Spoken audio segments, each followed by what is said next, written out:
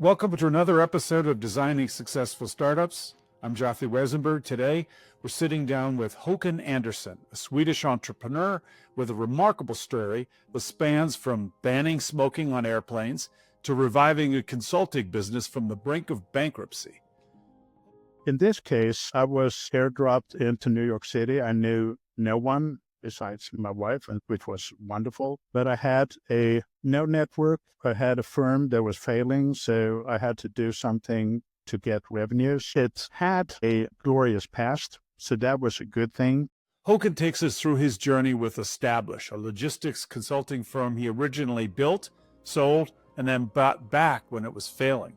His innovative approach turned conventional consulting wisdom on its head. Instead of mystifying his services, he made everything transparent, allowing customers to find him rather than chasing them down. From surviving COVID when his entire pipeline disappeared in 10 days to expanding internationally, Håkan shares candid insights about building a sustainable business model while staying true to your core offerings. And wait until you hear the story about his grandfather's legendary party that burned down a 500-year-old family farm he just inherited. Join us for this conversation packed with practical wisdom, surprising pivots, and the kind of grit that comes from generations of Swedish resilience. And hello, Håkan. Hello, Jothy. How are you today? I'm good today. As always, I like to ask, and I'd love for you to tell us, because you're not from the United States, tell us where you are from and where you live now. I am from Malmö, Sweden, which is a country way up north where the summer days are very long and the winter nights are very long too. Right now, I'm where every grown-up person want to be, New York City, 39 on Broadway. I go to New York City sometimes because I'm in Boston. I don't fly down. I take the Acela because it takes the same amount of time and just easier on the body. But then if I'm in Manhattan, I can enjoy it for about 2 days. And then it's just like too crazy. Well, the beautiful thing is I live in Greenwich Village, and it is like being in a village. I know all the people like 4 blocks around where I live. I know all the restaurants, and they know me. And then you can venture out and you're like a tourist in your own town. It is a different thing living there. I've heard about it several times that it's not so crazy if you live there, but I'm not gonna do that experiment. Hey, so before we start talking about your current company, Establish, you did some big things in your career, and one of the things that you did that every time I'm on a plane, I am so thankful that you literally started the path to ban smoking on airplanes. Tell us a bit about that. I'm very proud of it because people my age have experience sitting on a plane in the non-smoking section. And when you get the tray with the food in, someone in front of you is lighting a cigarette and blowing out the smoke.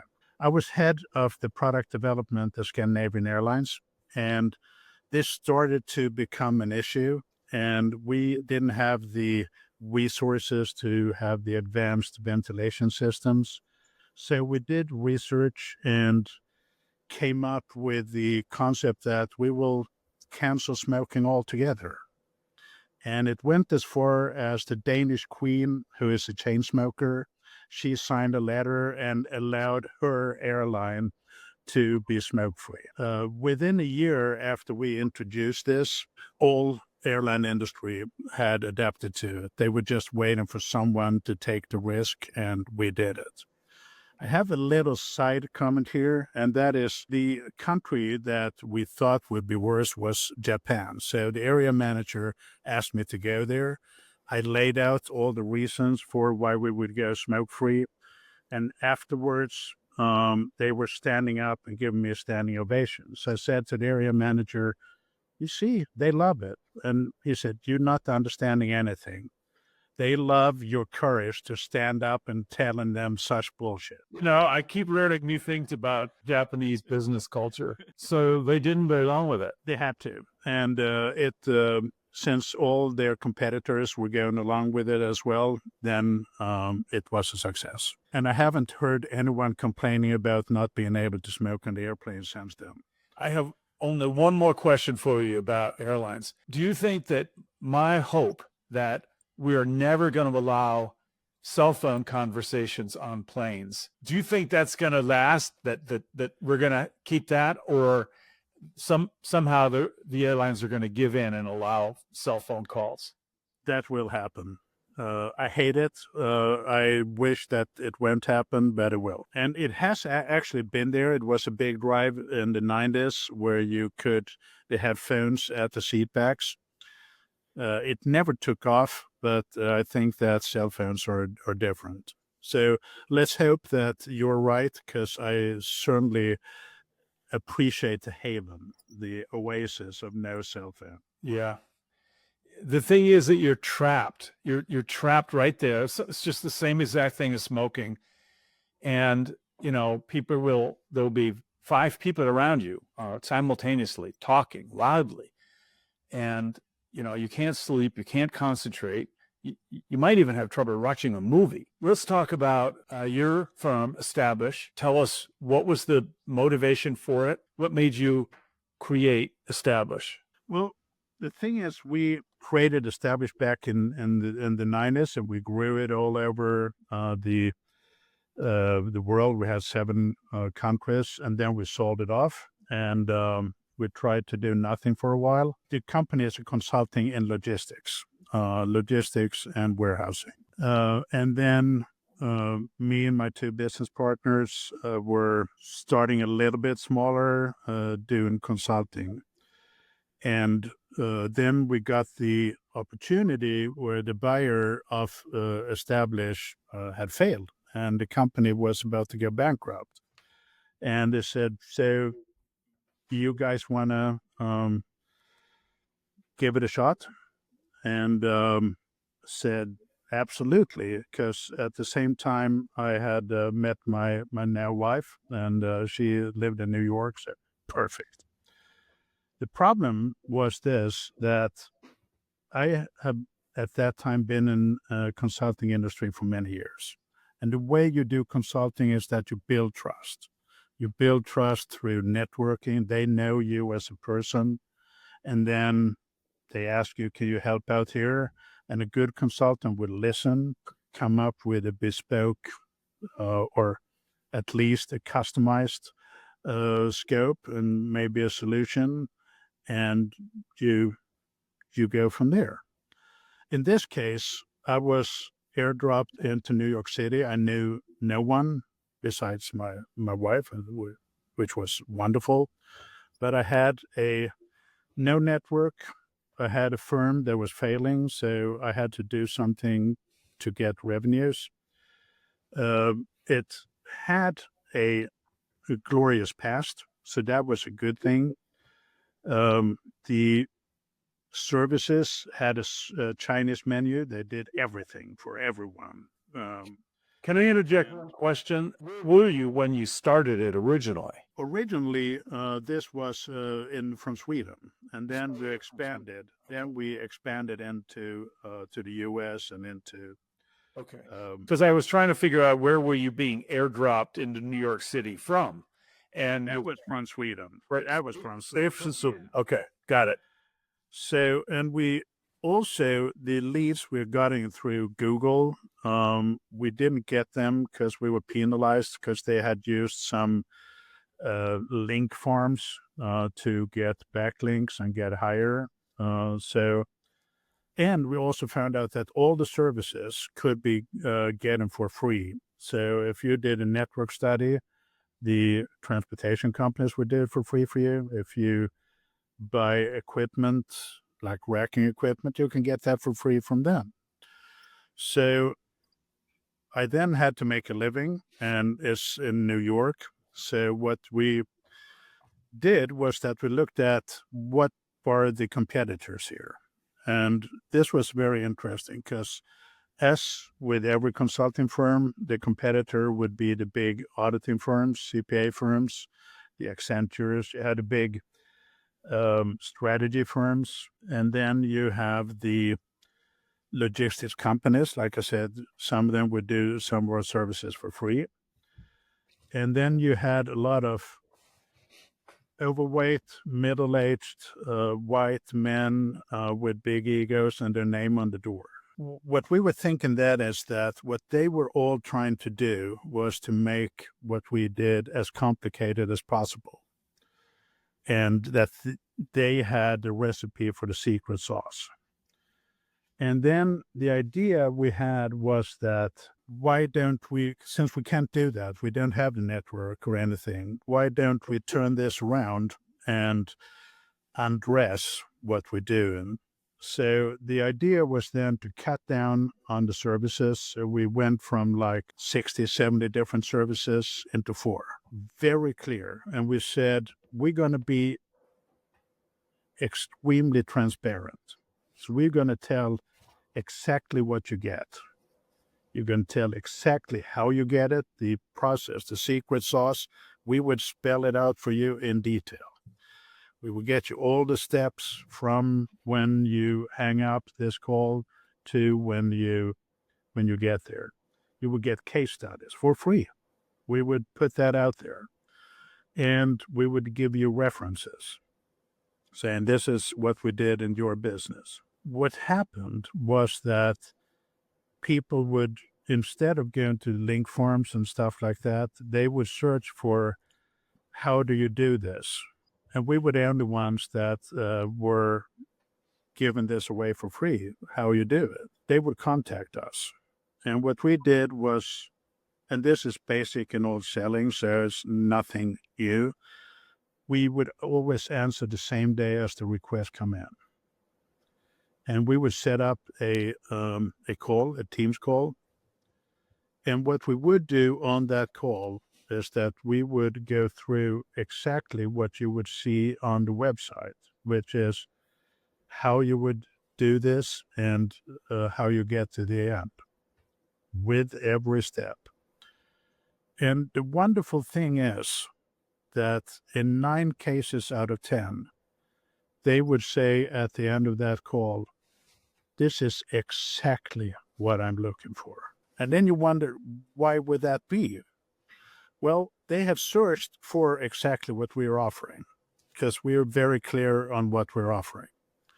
They then went to our website and they went through exactly how you do it and what they would get and with all the references.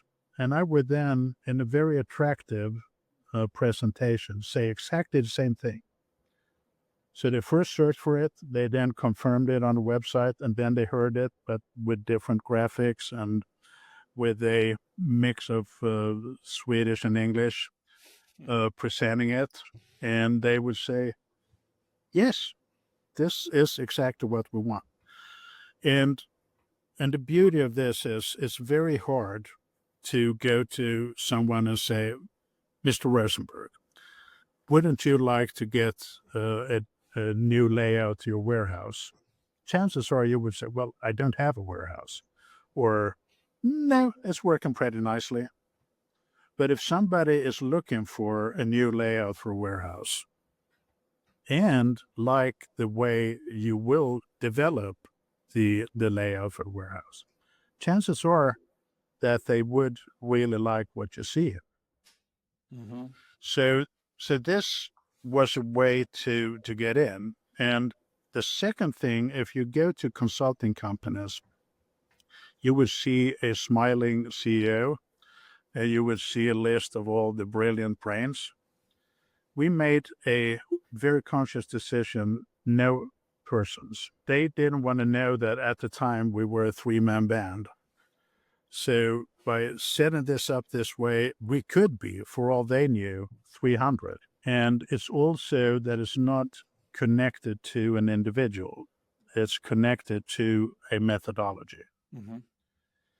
And then, since we had a lot of time, we didn't have a lot of revenues there, we would then develop all the tools. So like, here's our standard presentation. Here's our NDA. Here's our data request. Here's our analysis tools. Down to when you go out to a customer, We had set up the tablets, the iPads, so that it was easy to take notes and write or sketch out the processes. What we found there, and this is crucial to anyone that wants to get into a consulting, it doesn't matter how brilliant you are and how fantastic results you deliver if the customer was expecting something else. Right. So it's very hard to compensate wrong direction with higher speed. So what this then told us is that by being extremely careful about this is exactly what you should expect, and then having the tools to make sure that we will deliver exactly what we promised. So you've explained really well a different model for where you figured out how to get customers to come to you. Are there downsides to having the customers come to you, or risks, downsides? Yeah. Well, there is. One very abrupt example is March 10, 2020. I know that date very well. So within 10 days, all our pipeline, all our projects were canceled. And if you don't have any active selling, it's very hard to do whatever you're doing to get them come to you more, because you have to rely on them coming to you. So that was a very, very hard experience that somehow you need to build, because all our services were built on package. This is what you get. And we realized we need to get some sort of stickiness. We need to get some sort of, how do we build this into repetitive? And there you got to work the old fashioned way. And if you have a happy client, how do you keep them happy? How do you build the next service that would be logical to buy after the first? And that was a very rough awakening, but we survived. Hi, the podcast you are listening to is a companion to my recent book, Tech Startup Toolkit: How to Launch Strong and Exit Big. This is the book I wish I'd had, as I was founding and running 8 startups over 35 years. I tell the unvarnished truth about what went right and especially about what went wrong. You could get it from all the usual booksellers. I hope you like it. It's a true labor of love. Now back to the show. I'm impressed that your kind of business is tough when the spigot shuts down, the spigot of money shuts down. What we had done 2 things that helped us through. One was that cash is king. We know that most companies that fail do it because of being out of cash. So we had a buffer, much more than we really needed, that was in the bank. And number 2 was that we didn't have any overhead. We could move out of our office in 2 months. I took over the accounting. We didn't have any other cost but the salary. How much of the company was still in Sweden, but at this point? That was about half, but I'm talking about the U.S. parts here. But it was about half, yeah. Yeah, but the pandemic was, Oh yeah, it was over there just as much. I assume they had a shutdown too. There was a little bit of a difference there because they were lucky enough to have big projects going on in public transportation, like subway and rail, that survived. So that was a little bit easier.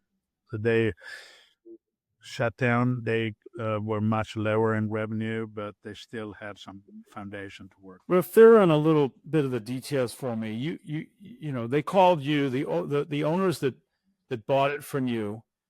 Yeah. Called you up and said, "We're about to go bankrupt. Do you want to take it over?" Did they sell it back to you? What did they do? What happened there? Did they sell it back to you for $1? What? Well, we bought it back for, I think it was $100,000. So you sold it to them for a reasonable amount. You bought it back for pennies on rip, and that you sold it for. So, and then how long did it take you to get to the point where you could put money away in the bank as a buffer against a difficult time? Well, we turn break even like kind of immediately because you just look at the balance sheet and say, this is what we have, this is what we can pay. And then before it was up and running and being really profitable, it was like 4 years. It takes time. What I'm describing sounds easy, but it takes time and you have to fail. And we failed many times on the way here. I think the biggest thing for us was to stay clear on not adding services, because it's very easy during those 3 or 4 years to say, we do whatever you want. We will clean your toilets. We will serve you burgers or whatever you want. But we managed actually to stay true to, here are the services we're offering, and focus on doing that really well. And I think that helped us a lot. What's the long-term goal now? Do you want to say it again, or is it going to something you're going to keep going with? There are two steps. There's one, we've changed a little bit the concept here. One is that we used to have junior consultants because we could train them in weeks and do the stuff. But to get the stickiness, we're now recruiting more senior consultants that can build the trust and all that. So that is something that we're growing. Also, we learned that even if we could do everything from 39 on Broadway, there is a high value of being local. So now we're opening an office in Chicago to be in the Midwest. I have a side gig that is in the company, but unintentional. We have an office in Cuenca, Ecuador. That wasn't planned. It was just a good consultant moving there. And they are doing software implementation, and they're super profitable. It's just exploding in Latin America. I don't speak Spanish, so I have to trust it, but it's fantastic. So that is something we want to do. But we also want to sell, because from my point, I want to give to the more senior consultants the chance to spread their wings in a bigger organization.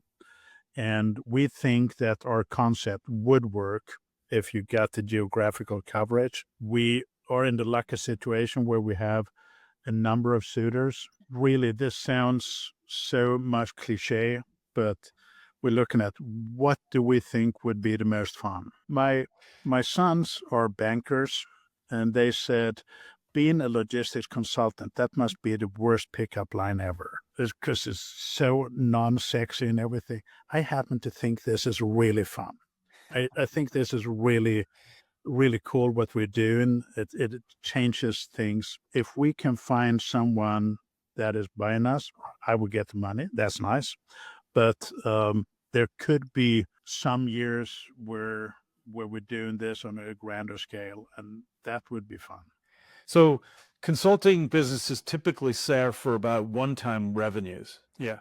So so you know, it's very different. I mean, your margins are quite a bit lower. You know, I ran a consulting business for a little while. We were feeling good when we got 35% margins, and then 35% is good. Yeah, I think that is good. Yeah, and then, but it's still served for runtime's revenue. You know, you sound like you have a very efficient business. Expenses are low. I mean, I think your expenses have to be completely dominated by just salaries. There's nothing. Oh yes. And so you could have a good sale, and it would be interesting to see. The way we look at it is that probably not fun to do it with the EYs and Accentures of the world. Yeah, if you're listening, I'm open, but but the ones that we're discussing with now are some CPA firms that don't have this hands-on service. We're discussing with more engineering-based firms that are international, which would be interesting. What I think for us is the key is that there is a way, if we're doing as good as we think, that we're willing to have a lower upfront to have a high reward. So if we can get 1.5, 2 points revenue, but a high upside if we knock it out of the park, we would be more interested in that than trying to drive up the first one as much as we can. Slight change of gears. You, like everyone I ever talked to who's started something from scratch, especially someone who's started something from scratch, sold it, somebody almost killed it, and you've given it a rebirth. Anyone who's done any of those things has a lot of grit. And I would love to know, is there a story about that you could tell us about where you feel your grit comes from? I think there are two answers to it. My background is very blue collar. So my grandmother were for a while cleaning toilets to support the family. And me and my siblings were the first to make it through senior high, much less through the university. And you learn a thing or two that even if I'm not the smartest person in the room, and I'm very rarely the smartest person, I can hang in longer than they can. So that is one thing. The other side of the family were farmers. And my grandfather inherited the farm. It's a small farm, but it had been for 600 years in the family, 500 at that time. He was 19 when he inherited it. He had a big party and burnt down the whole farm, everything, totally. That was one hell of a party. The story goes that he made his booze himself. So his younger brother told, you can't taste it, but you serve the alcohol. And of course, he tasted it and he fell over it. And that's how the fire started. So then they tried to get the fire department there. But the firefighters, they were there. And they were passed out drunk. Even the priest, the local priest, was there. And he was too drunk to do anything. So that must have been a hell of a party. What was it? What was it? Was it vodka? What were they distilling themselves? Yeah, vodka. And this is from the part of Sweden where Absolute vodka come from. Absolute vodka. And there was an absolute party. Okay, so his farm was burned to the ground. Now what? Well, so he then had to work his way to get money to build it up again. And that's, as far as I can tell, seeing pictures, he then had to do it manually with horses and so, because he burnt down the tractors and whatever you had to help that. And then now it's thriving with my uncle is running it. So it's in the family. It's still in the family. That's an amazing, that wasn't scary about it. Is there a burned out tractor somewhere? This is something that the family isn't very proud of. I think it's a fun story, but they don't have books out there describing that happened or anything. No. Well, this is on my money, and my father was actually digging out the from the local newspaper. So he's got those. So we have those where they're reporting about the farm burning down. And, wow. Everyone's got a unique grit story. That's one right there. Håkan, thank you. I think we've done a nice little episode here, especially people interested in consulting and partying. And the urgings of Absolute vodka. All right, my friend. Thank you. Thank you so much. Appreciate it. Thank you. And your founder's toolkit is one, radical transparency can be your edge. When competitors try to make their services seem mysterious, consider being completely transparent about your methodology. Publish exactly how you work. 2, cash is king. Maintain a substantial cash buffer beyond what you think you need. As Håkan demonstrated during COVID, this can be the difference between survival and bankruptcy. 3. Resist service sprawl. It's tempting to say we'll do anything when building a business, but staying focused on doing a few things extremely well creates more value and clearer positioning.